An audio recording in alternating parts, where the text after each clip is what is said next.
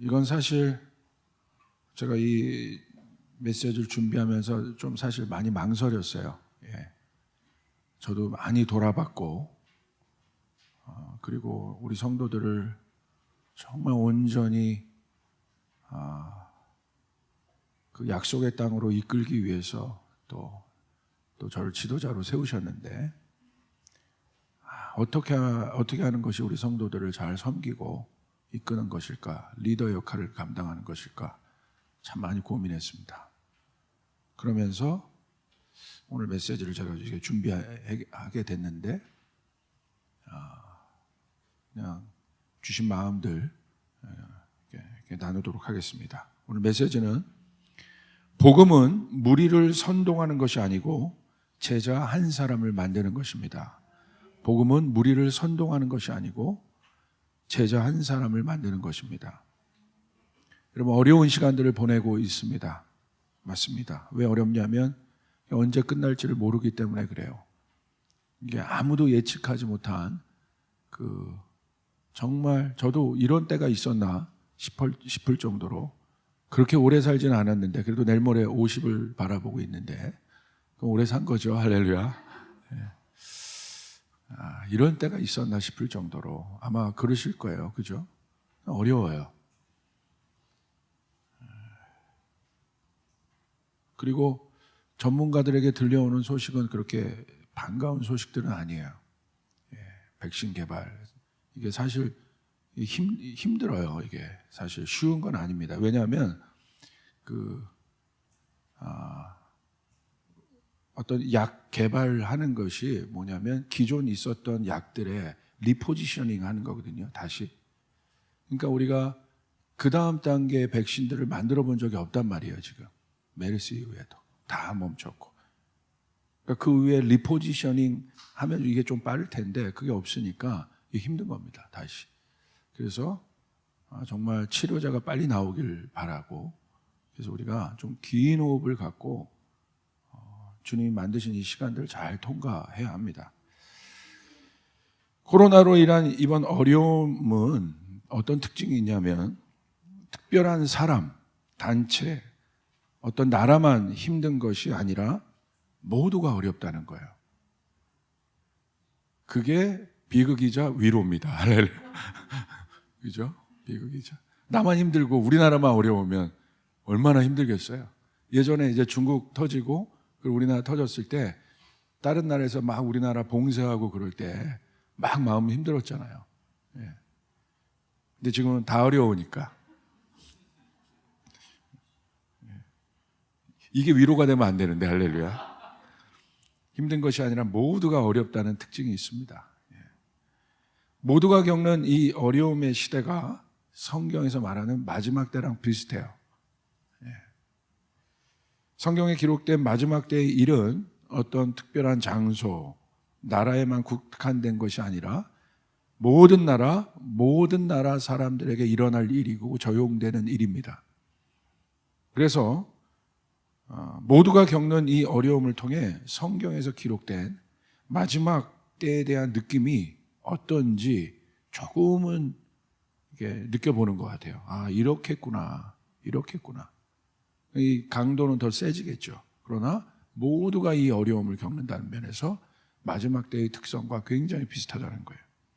한 사람도 예외 없이 어려움을 겪고 있다는 것이고, 또 그것이 언제 끝날지 예측할 수 없기 때문에 힘든 것입니다. 이런 혼돈과 진동의 때, 성경에서 말하는 이런 때를 우리가 마지막 때로 본다면 성경에서 말하는 성도의 자세, 우리가 어떤 자세로 이 시대를 통과해야 되는가, 몇 가지가 있는데 좀 보겠습니다. 첫 번째는 깨어있으라는 것입니다. 준비되어 있으라. 열처녀의 비유의 핵심은 뭡니까? 깨어있으라. 신랑이 더디 온다고 느꼈던 열처녀는 모두가 자고 있었어요. 그렇죠? 모두가 자고 있었어요. 그러나 그 중에 슬기로운 처녀는 자고 있었지만 어떻게 됐습니까? 신랑이 올 때 기름을 준비하고 있었다. 어리석은 처녀는 기름이 없었죠. 그러므로 깨어있으라는 의미는 어떤 의미겠습니까? 준비하고 있으라는 거예요. 항상. 여러분, 우리가 항상 준비되어 있는 저희가 되기를 주님의 이름으로 축복합니다. 두 번째는 분별하라는 것이에요. 분별. 첫 번째 깨어있고 준비하라는 거고, 두 번째는 성도의 자세가 뭐냐? 분별하라. 세 번째가 인내가 있는데 그거는 아마 다음 주 정도에 제가 얘기할 것 같습니다. 인내의 필요성입니다. 분별하라. 마지막 때, 혼동의 때 예수님이 가장 강력히 주의하라고 말씀하는 게 뭐냐면요, 각 복음서에 이렇게 조금 다르게들은 기록하고 있지만 공통적으로 얘기하고 있는 건 뭐냐면 거짓 선지자를 분별하라는 거예요. 거짓 선지자들이 마지막 때 일어나 미혹과 선동들을 한다는 것입니다. 그래서 분별하라고 얘기하고 있어요.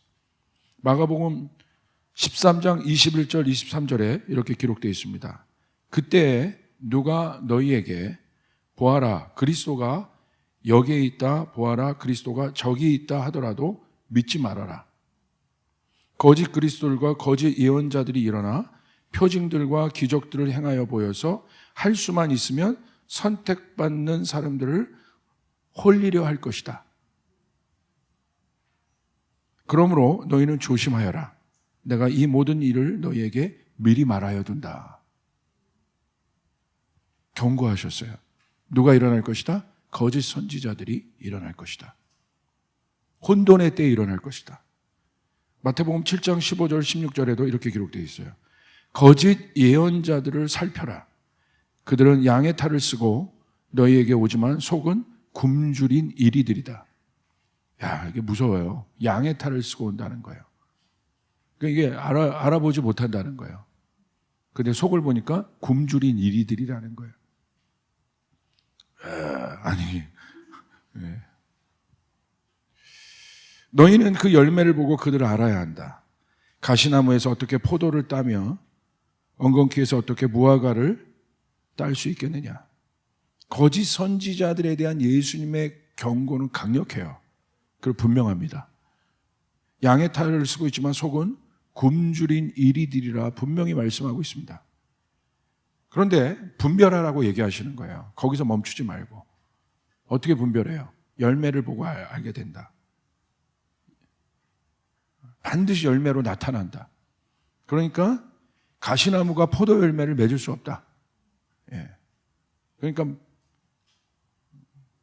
포도 열매는 포도나무만 맺을 수 있는 거죠. 그러니까 열매를 보고 본질을 아는 거죠. 그리고 엉겅퀴가 무화과를 낼 수 없지 않습니까? 절대 얻을 수 없다는 거예요. 이거는 바뀌지 않는다는 거예요. 그러니까 그냥 거짓 선지자들에 대한 출현뿐만이 아니라 그들이 할 일들과 또 그들을 분별할 것들에 대해서 주님 말씀하고 있어요. 거짓 선지자들의 특징이 있습니다. 첫 번째, 그들의 정체성이 뭐예요? 선지자라는 것이에요. 선지자. 선지자는 뭡니까? 구약 시대에 선지자는 하나님의 말씀을 대언하는 자들이에요. 그러니까 뭐예요? 지도자들이에요. 지도자의 위치에 있는 사람들이에요. 이들의 특징은 뭡니까? 선지자의 특징은 권위를 위임받은 자들이에요. 그러므로 말의 영향력이 있습니다. 누가 지도자인가? 그러니까 높이 올라갈수록 뭐가 바뀌어요? 말의 힘이 생겨요. 그러니까 말의 영향력이 있는 사람들이 지도자고 선지자의 위치라는 거예요. 그러니까 그 말은 무슨 말이냐? 말의 영향력이 없는데 누가 듣겠어요? 그러니까 말의 영향력이 있는 사람들. 이게 사실 지도자들을 향한 강력한 경고의 메시지예요. 그러니까 이 혼돈의 때, 참 누가 중요합니까? 혼돈의 때, 어려울 때. 리더가 중요한 거잖아요. 지도자가 중요한 거잖아요. 그러니까 오히려 이 말은 마지막 때, 혼돈의 때 어떤 사람들이 출몰한다는 거예요? 강력한 말의 영향력을 갖고 있는 사람들이 출몰한다는 거예요. 사람들에게 영향력을 주는 사람들이 출몰한다는 거예요. 예, 이게 마지막 때라는 거죠. 이게 혼돈의 때라는 거죠. 그런데 그 거짓 선지자들을 조심해라. 그 말에 영향력이 있는 사람들을 조심해라. 이들은 어떤 자입니까? 두 번째, 미혹하는 자들이라는 거예요. 마가복음 13장 22절 보세요. 할 수만 있으면 선택받은 사람을 홀리려 할 것이다. 그러니까 선택받는 사람들이 누구예요? 저희 같은 사람들이에요. 믿는 자들. 그러니까 믿지 않는 자들이 아니라 이미 믿는 자들도 홀리려 할 것이다. 그러니까 홀리려 한다는 건 뭐예요? 넘어간다는 거예요. 왜 넘어갑니까? 말씀해 보니까 이들이요, 표징들과 기적들 행하여 보인대요. 그러니까 다시 말하면 뭐예요? 껍데기만 있는 사람들이 아니에요. 능력이 있는 사람들이에요. 그 능력을 어디에 써요? 미혹하는 데 쓰는 거예요. 그러니까 거짓말을 했다는 거짓말. 그러니까 거짓이라는 것이 선지자인데 어떤 선지자예요? 거짓말하는 선지자. 그러니까 다시 말하면 무슨 말이냐면 진리를 말하지 않는 자들이에요. 진리 아닌 다른 것을 말하는 자들이에요. 그것들로 사람들을 끈다는 거예요. 그리고 많은 사람들이 진리 아닌 것을 듣는다는 거예요. 이게 마지막 때 일어나요. 이거 분별하라는 거예요.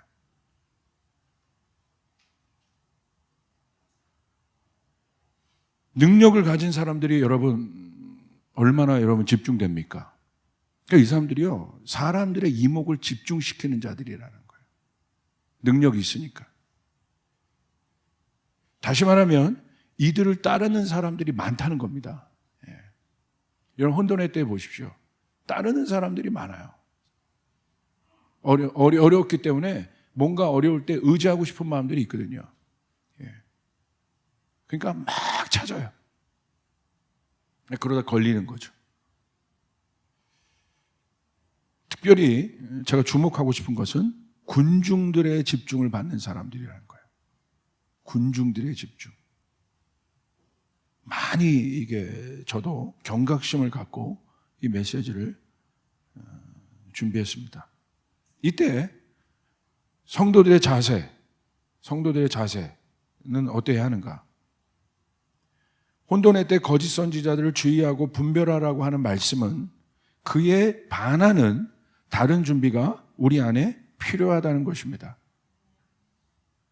그렇기 때문에 다른 준비가 우리 안에 필요하다. 첫 번째, 어떤 준비가 필요합니까?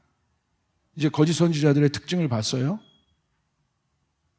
제가 주목하는 건 뭐냐면 이들이 영향력이 있다는 거고, 특별히 말의 영향력이 있다는 거고, 메시지의 영향력이 있다는 거예요. 그리고 그러니까 선지자이기 때문에 양의 탈을 쓰고 있기 때문에 빛의 이야기를 하는 것 같으나 진리가 아닌 거예요.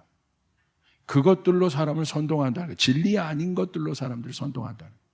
미혹한다는 거예요. 왜 이야기하셨을까? 그리고 우리에게 뭐라고 하셨을까?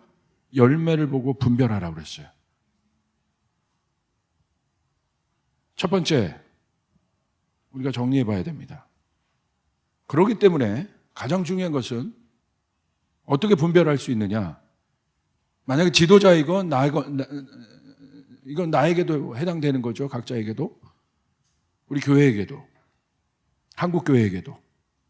어떻게 분별하냐? 첫 번째는 주목을 받는 사람들이기 때문에 자기를 부인하는 일과 싸우는 지도자들을 찾아야 합니다. 자기 부인과 싸우는 지도자들. 사모님과 싸우는 게 아니라는 게 자기 부인. 자기 부인과 싸우는 지도자들이 아니라 자기를 부인하는 자들. 그 메시지가, 이거 심각한 건데 웃으면 안 돼요. 그 메시지가 명확해야 된다는, 그것과 분투하고 있는 자들. 예수님을 따르기 위해서 자기 부인과 싸우고 있는 자들. 이게 바꿔야겠어요, 이게. 그 자기와 싸우고 있는 자들. 그 연약한 자기와 싸우고 있는 자들.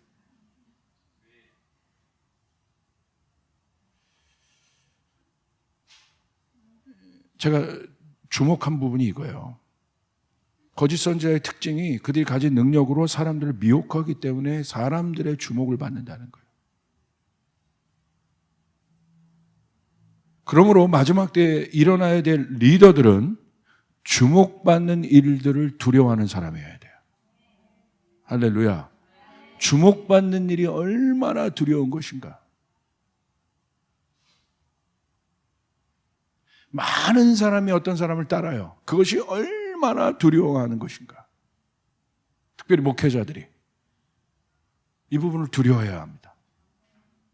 많건 적건 자기가 리더라면 다른 사람이 있다는 거예요.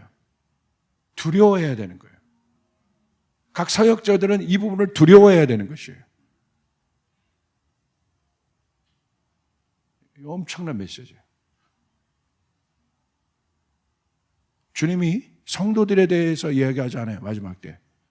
양들에 대해서 이야기하지 않아요. 강력히 경고하는 건 지도자들에 대해서 경고해요. 거짓 선지자들을 조심해라.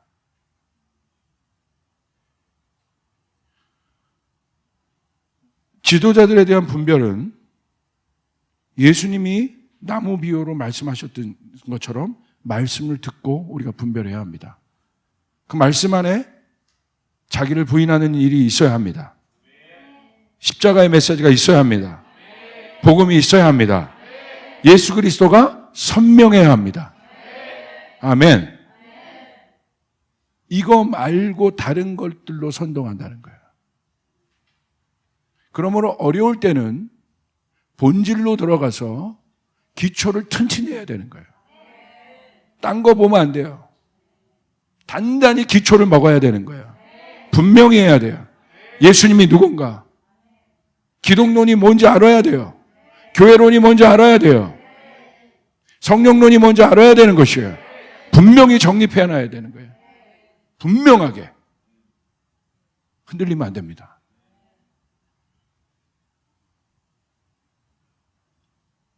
특히 자신도 지도자이기 전에 예수님을 따르는 한 제자인 것을 분명히 해야 되는 것이죠.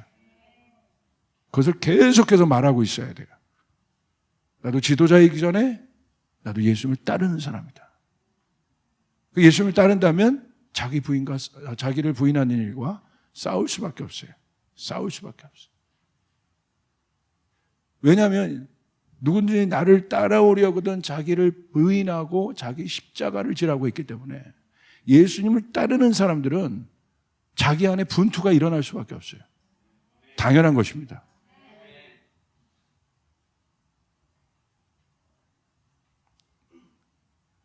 왜 그런지 여러분 아시죠?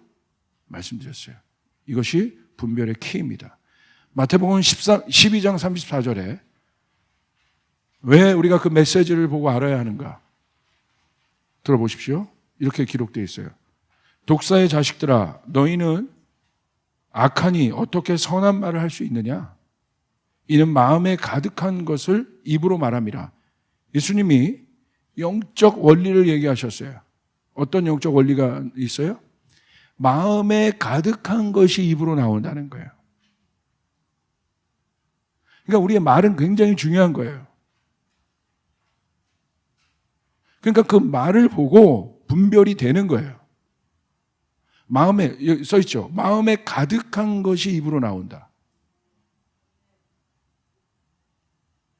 그래서 제가 방언도 아마 그런 차원에서 한번 설명을 여러분에 해드렸어요. 마음에 가득한 것이 입으로 나온다.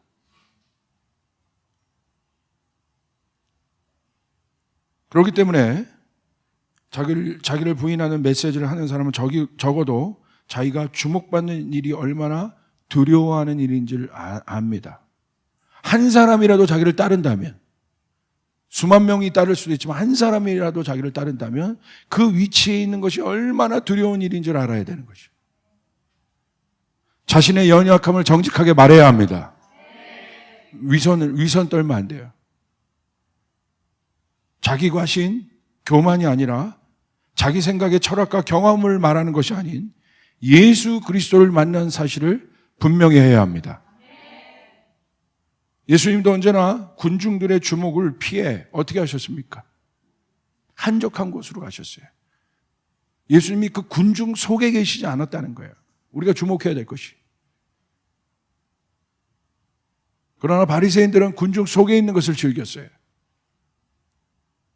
사람의 죄된 본성은 자신이 한 일에 대한 만족과 인정을 구해요. 내가 한 일에 대해서 만족과 인정을 구하는 일은 중요해요. 그러나 그 인정을 누구에게 구해요? 하나님께 구하는 거예요. 그래서 마지막 때 어떻게 해요? 하나님이 보상하시잖아요. 리워드라는 개념이 있는 거예요. 상급이라는 개념이 있는 거예요. 우리는 하나님 보고 하는 거예요. 할렐루야. 뭔가 내가 주님의 일을 하면서 본전 생각나고 뭔가 그런 일들이 자꾸 떠오른다면 그 타락하고 있는 거예요. 뭔가 보상을 구하고 있다면 그 타락이에요, 그게.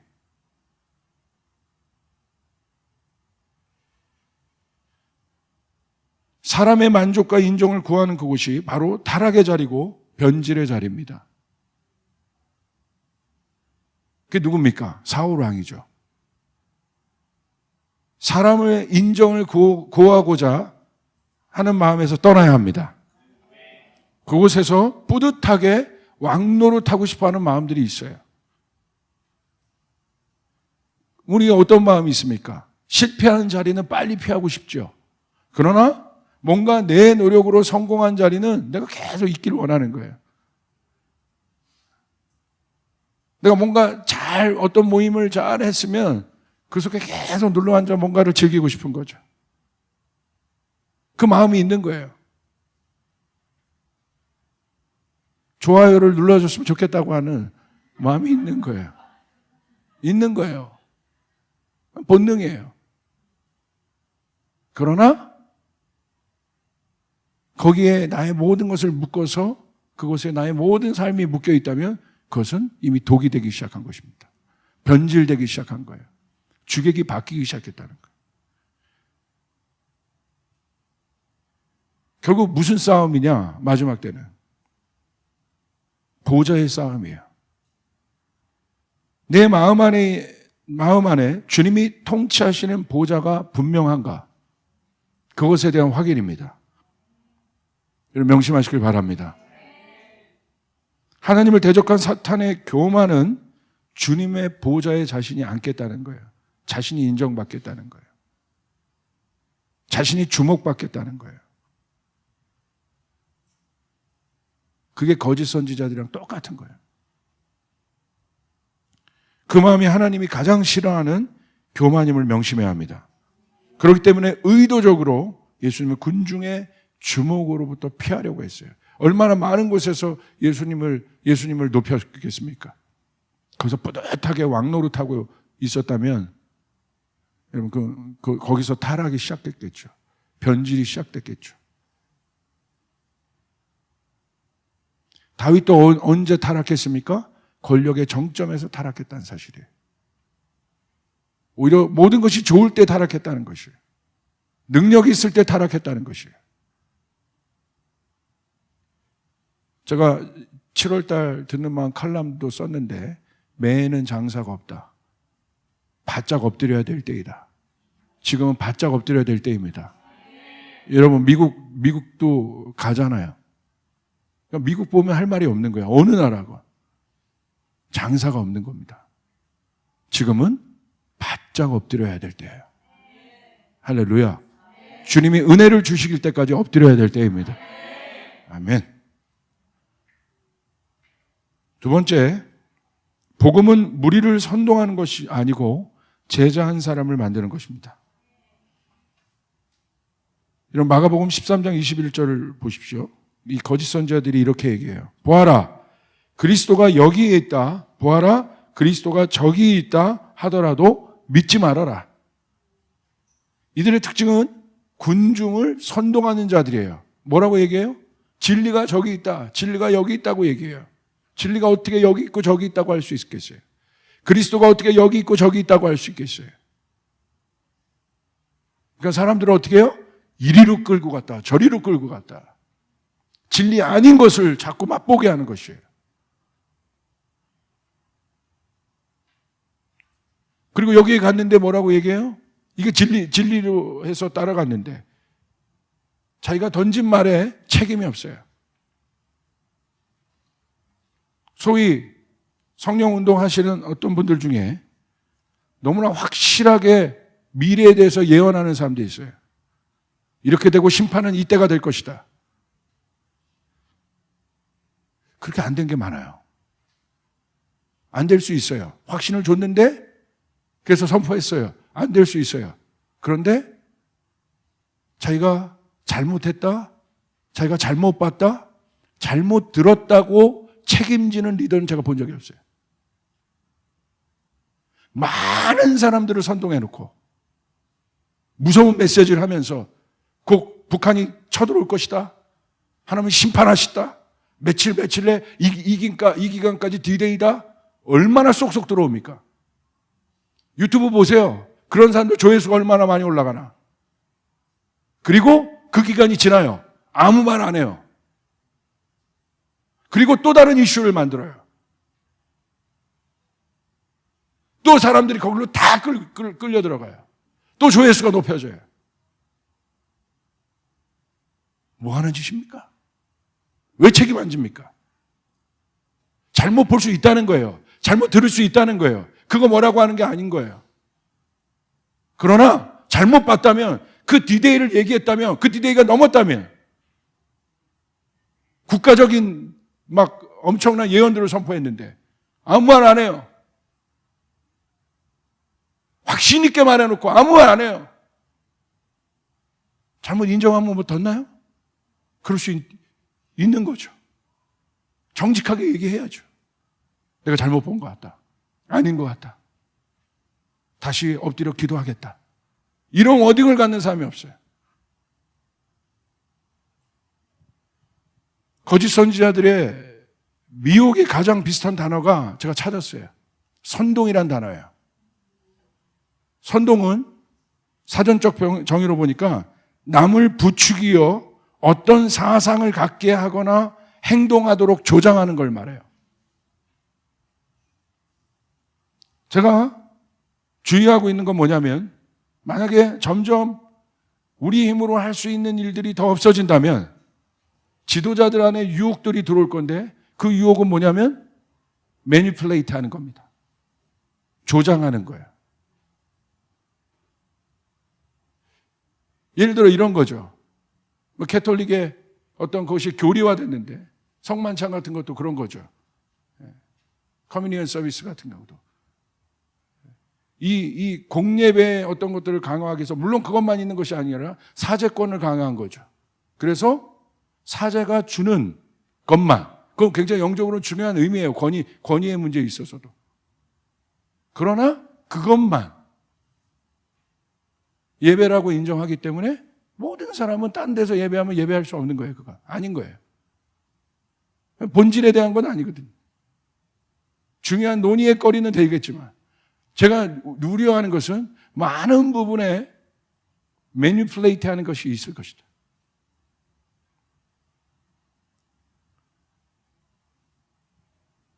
선동해요.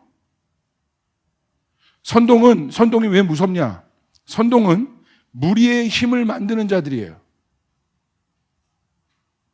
무리와 군중의 힘으로 예수님을 이용하려 했던 사람이 가룟 유다임을 명심하시길 바랍니다. 무리와 군중의 힘으로 예수님을 이용하려고 했던 사람이 가룟 유다라는 사실이에요. 예수님을 군중을 선동하는 사람으로 여겼던 그의 마음이 얼마나 악한지, 그 안에 마귀가 있다고 했잖아요, 예수님이. 그것이 얼마나 사탄적인가를 알아야 돼요.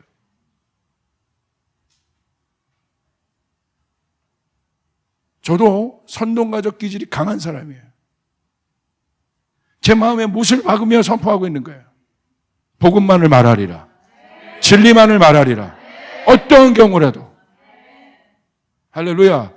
복음 아닌 것들로 사람을 움직이게 하지 않으리라.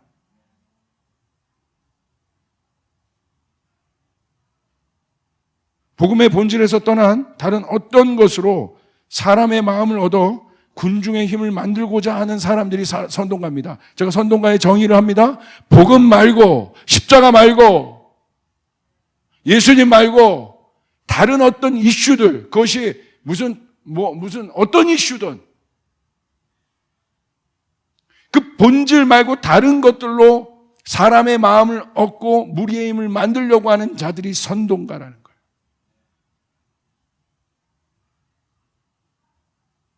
복음이 아닌 다른 일로 선동되어진 사람들의 특징을 보십시오. 복음이 아닌 다른 것으로 선동되어진 사람들의 특징, 주위에서 찾아보세요. 삶이 완전히 무너져 있습니다. 일상이 완전히 깨어져 있습니다. 오직 거기에 그냥 묶여가지고, 그 이슈에 묶여가지고. 선동은요, 왜 무섭냐? 그 사람에게, 흔들리는 사람에게 확신을 줘버려요. 여러분, 신천지도 보십시오. 확신이 있잖아요. 확신이 생겨, 확신이. 그 확신 앞에 부모도, 가정도 어떤 것도 없습니다. 일상이 다 깨집니다. 내 확신에 반하면 뭐가 돼요? 적이 돼요. 선동의 핵심은 뭔지 아십니까? 간단해요. 아주 간단해요. 편가르기예요. 그래서 선동가는 언제나 뭘 상징합니까? 적을 딱 상징해요. 쉬워요.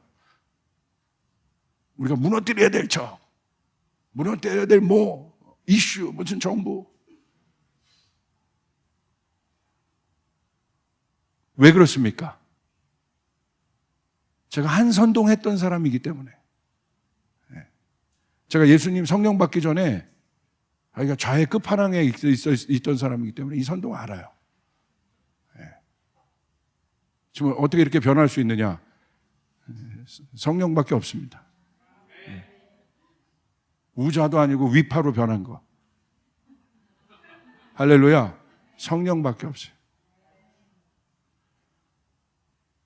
그래야 자기 주장이 명확해지기 때문에. 선동가는 항상 적을 상징합니다. 그게 마귀들이 하는 짓이에요. 교회도 마찬가지예요. 항상 세력을 만들죠.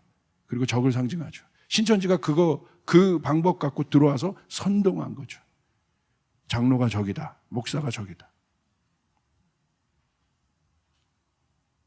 질문하겠습니다. 예수님은 선동가입니까? 무리가 많이 따랐잖아요. 예수님도 적을 분명히 말씀하셨잖아요. 선동가적 기질이 있으신 분인데 적을 얼마나 강력하게 말씀하셨습니까? 목회 철학도 아주 분명하셨어요. 하나님 나라라는 새로운 패러다임의 메시지를 전하셨어요. 하나님 나라라는 새로운 패러다임의 메시지는 뭐예요? 그 전까지 있었던 모든 옛 구습의 메시지들을 다 부셔버리는 거예요. 얼마나 레디컬합니까? 당시 예수님 메시지는 거의 체제 전복이 가능한 레디컬한 메시지예요. 그래서 로마 정부가 긴장했죠. 예수님이 선동가가 아닌 분명한 이유가 있습니다. 무리들이 예수님을 따랐지만 예수님 그것과 싸우셨던 흔적들이 있어요. 자, 보십시오. 예수님은 절대 무리를 이끌지 않으셨습니다. 예수님은 제자를 이끄셨습니다. 할렐루야. 무리들이 따랐지만 예수님은 절대 무리의 힘을 만들지 않으셨다는 거예요. 제자를 이끄셨어요. 선동가는 언제나 군중과 무리에 관심이 있어요.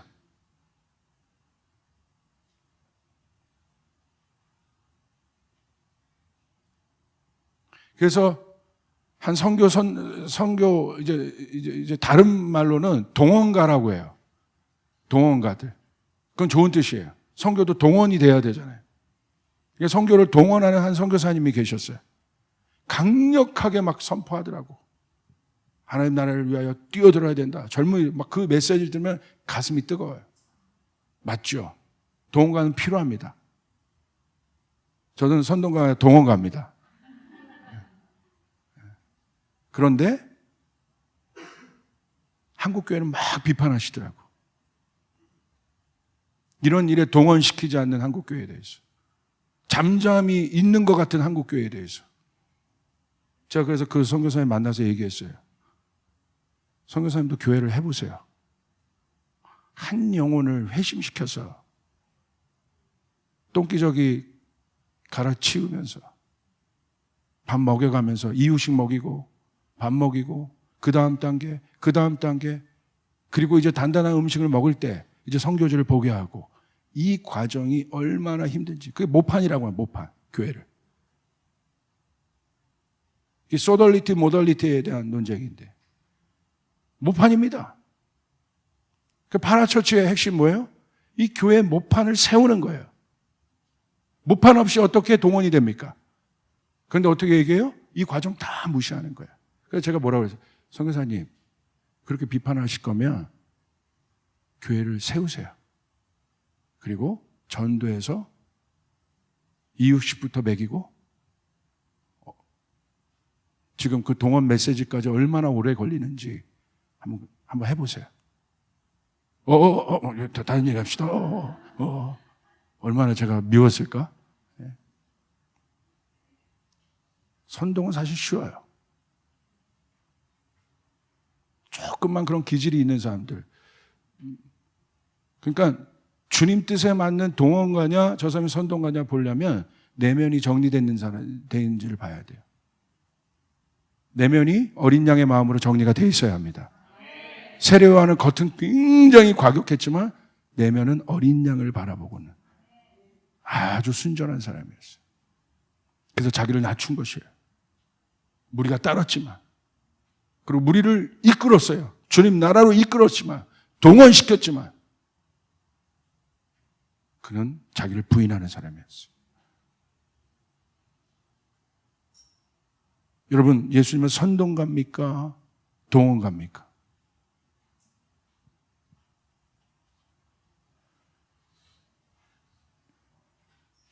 예수님은 무리 속에서 삭개오를 보시는 분이셨습니다. 예수님은 무리 속에서 혈루병 여인을 보시는 분이셨습니다. 예수님은 성난 무리 속에서 간음한 여인 한 분을 보시는 분이셨습니다. 무리가 아니라 한 영혼을 보는 것. 예수님 선동가가 아닙니다. 예수님이 만들고자 했던 힘들을 보십시오. 인간들이 모여서 뭔가를 뒤집어 보자고 하는 힘이 아니에요. 예수님 만들고자 했던 힘. 한 영혼을 세움으로, 간음한 여인 하나를 섬김으로, 우물가 여인 하나를 찾아감으로 예수님이 일으키고자 했던 하늘의 힘이 무엇인지를 우리는 주목해 봐야 돼요. 누가복음 15장 4절부터 7절에 예수님이 어떤 분인지를 기록하고 있어요. 너희 중에 어느 사람이 양 100마리가 있는데 그 중에 하나를 잃으면 99마리를 들에 두고 그 잃은 것을 찾도록 찾아다니지 아니하느냐. 또 찾은즉 즐거워 어깨에 메고 집에 와서 그 벗과 이웃을 불러 모으고 말하되 나와 함께 즐기자. 나의 잃은 양을 찾아노라 하리라. 내가 너희에게 이르노니 이와 같이 죄인 하나가 회개하면 하늘에서 회개할 것이 없는 의인 99을 인하여 기뻐하는 것보다 더하리라. 예수님의 눈이 어디에 있습니까? 99마리의 무리에 있습니까? 잃어버린 한 영혼에 있습니까? 잃어버린 한 영혼에 있다. 거짓 선지자는 무리의 힘을 만들고 그 무리의 주목의 정점에 서려고 하는 자였지만 예수님은 한적한 곳으로 무리를 자꾸 떠나서, 그럴수록 자꾸 떠나서 그 자리를, 외롭지만 한적한 곳에서 하나님 아버지와 독대하고 그곳으로부터 음성을 얻고 사람으로부터 만족을 구하지 않고 잃어버린 한 영혼을 향하여, 무리 속에서 잃어버린 한 영혼에 대한 눈이 있으셨던 분, 그분이 우리 예수님이라는 사실, 그분 때문에 우리가 여기 있는 사실. 오늘 여러분의 왜 값어치가 있는가? 오늘도 그 예수님은, 그 성령님은 집단적인 무리들을 보는 것이 아니라 여기에 상하고 깨어진 그 한 명을 주목하고 계신다는 것. 그분이 우리 예수님이라는 사실이에요. 그래서 우리 예수님이 믿을 만한 거예요. 따라갈 만한 거예요. 제가 아까 예배하는데 제가 절벽에 서 있더라고. 근데 주님의 은혜가 막 부어지는 거예요. 막 울었어요. 그래서 이분이 주님이시구나. 일어설 힘도 없는 그때 이분이 그 절벽에서 나를 돌보시는구나.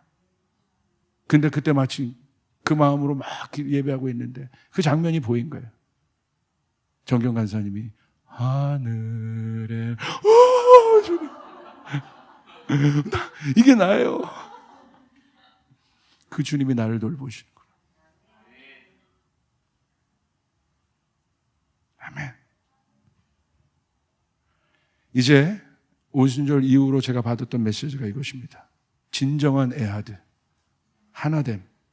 이제 한국교회는 오순절에 모인 회중들 안에 각 사람에게 성령이 임한 것처럼 회중에게도 임했지만 그 회중에게 성령이 임했다는 건 한 명도 빠짐없이 각 사람 머리 위에 성령이 임하신 것처럼 충실하게 한 사람을 세우는 방향으로 전환해야 합니다. 이제 집단이 아닙니다. 이제 집단으로 뭔가를 할 수 있는 게 아니에요. 집단의 무리에 묻혀 브랜드에 묻혀 전통에 묻혀 가는 신앙에서 나와 작은 예수 한 사람으로 서서 혼돈의 때에 서 있어야 합니다. 그러므로 마지막입니다. 내 신앙의 기초를 튼튼히 세워줄 수 있는 사람을 만나는 축복이 있어야 합니다. 할렐루야! 나를 선동시키는 사람이 아니라 때로는 단단한 음식을 주더라도 철저하게 내가 그 기초 위에 서 있을 수 있도록 십자가의 본질 위에 서 있을 수 있도록 복음의 본질 위에 서 있을 수 있도록 내 기초를 든든히 해줄 사람, 그 사람을 만나야 합니다. 그리고 그 사람이 되어야 합니다. 아멘. 오히려 이 어려운 때는 그 기초를 단단히 해야 된다. 내 기초를 튼튼히 해야 된다. 예수님이 누구신가 더 깊이 알아야 한다. 성령님이 누구신가 더 깊이 알아야 한다. 할렐루야. 그 기초를 든든히 해주는 지도자, 공동체, 교회를 만나야 합니다. 무리에 휩쓸려 선동되어 가는 신앙이 아닌, 그래서 여러분 유튜브 여러 자료들, 그러니까 저희도 이거 보시면 참 이게 위험한 메시지들이 많아요. 그리고 앞으로는 그 페이크 뉴스, 페이크 메시지가 이제 그 거짓 뉴스들이, 가짜 뉴스들이 분별이 안 되는 때가 되잖아요. 그러니까 이게 그런 게 중요한 게 아니에요. 그런 건 귀에는 닿을 수 있어요. 내 감정, 내 모든 것들을 빨리 자극시킬 수는 있어요. 그것이 중요한 것이에요. 오늘 내가 하루를 살아갈 수 있도록, 주님의 옷자락을 붙잡을 수 있도록, 할렐루야, 십자가를 붙잡을 수 있도록, 복음의 본질 위에 설 수 있도록 내 기초를 다질 수 있는 메시지를 들어야 합니다. 오히려 이럴 때 옛 고전들을 더 읽으세요. 시대적인 책보다 고전들을 더 읽으시길 바라요. 그 단단한 것들을 먹어야 돼요. 요즘 저희 형님이 이제 독서 쪽에 최고 거의 전문가인데, 문학동네에도 오래 계셨기 때문에 그 얘기를 하더라고. 그러니까 독서를 못 한다는 거예요. 그러니까 난독증들이 심하다는 거죠. 글씨는 읽는데 의미를 몰라. 왜? 물론 책도 안 보지만 단단한 책들을 안 보는 거예요. 그래도 여러분, 우리 일부 예배 오신 어르신들은 그래도 막 톨스토이 막 이런 책들 읽고 그러셨는데, 그죠? 그죠? 옛날에 그러셨잖아요. 아닌가? 할렐루야. 성경만 읽으셨나? 단단한 거. 저도 요즘에 일부러 그런 거 더 봐요. 이거 터지고. 메시지도 그런 메시지만 더 들어요. 그냥 이 시대가 뭐 때문에. 기초. 할렐루야. 제일 중요한 기초는 말씀 많이 보라는 거예요. 다른 거 자꾸 듣지 말고 말씀을 많이 보길 바라요. 말씀을 많이 읽기를 바라요. 이 말씀 안에 예수님이 있습니다. 아멘. 우리 재구 형제도 얼마나 그 말씀 묵상을 잘하는지 몰라. 저 바쁜 와중에도 그 페이스북에 막 말씀을, 강아지 사진 올리는 나보다 나은 것 같아. 부끄러워. 성도는 막 말씀을 막 올리는데 저는 강아지 사진 올리고. 그 한 사람, 저희 교회는, 조이풀 교회는 이 코로나 기간 동안 한 사람이 세워줄 수 있는 그런 교회, 그런 시스템을 만들길 바랍니다. 할렐루야. 우리 장년부 전사님, 김대현 전사님이 참 제가 감동이 있었어요. 예배팀들 나오세요. 어떤 감동이 있었냐? 제 장년부 성도님들 만날 때마다 우리 대은 전사님 얘기를 그렇게 하는 거야. 그렇게. 대은 전사님. 제가 말씀 전할 때는 잘 자긴 하지만. 그래서. 근데 그렇게 하는 거야. 근데 무슨 얘기를 하냐? 다 어디에 감동을 받냐? 그렇게 한 사람들을 챙긴다는 거야. 그리고 듣는 마음을요, 코로나 때 갈 수가 없으니까 집으로 가서 다 그것을 택배 배달을 해서. 다 그걸 기억해요. 전사님이 전했던 메시지는 하나도 기억 안 하고, 뭐 맨날 그 올리잖아요, 영상으로. 그거 얘기하는 사람은 없어. 근데 뭘 얘기해? 집에 와서 듣는 마음 전달해주고 갔다는 거야. 고마웠어요, 아주. 참 좋다. 저도 막 돌아보고. 여러분, 주님의 마음을 우리가 더 묵상합시다. 한 사람을 세웁시다. 무리와. 그래서 저도 지금 한 사람을 특별 관리하고 있어요. 잘하고 있구나. 잘하고 있다고 연락이 왔어요. 할렐루야. 한 사람, 한 영혼. 거기에 집중하는 우리 교회가 되길 바랍니다. 2,000명, 3,000명이 되어도 한 사람을 집중하는, 한 사람을 세우는, 무리가 아니라 그 무리 안에 각 사람 안에 성령이 임하신 것처럼 우리 각 사람에게 성령이 임하도록, 우리 모두가 세워질 수 있도록, 그래서 온전한 하나됨을 이룰 수 있도록, 어려운 자들을 더 찾아가고 우리 안에 있는 공동체에 그런 사람들 더 돌보고, 그렇게 갈 수 있는 저희 교회가 될 수 있기를 바랍니다. 조이풀 교회는 선동하는 교회가 아니라 주님을 따라가는 교회가 되어서 그렇게 서가기를 바랍니다. 저도 그런 지도자가 되길 바랍니다. 아멘. 우리 주님께 영광의 박수 올려드리겠습니다.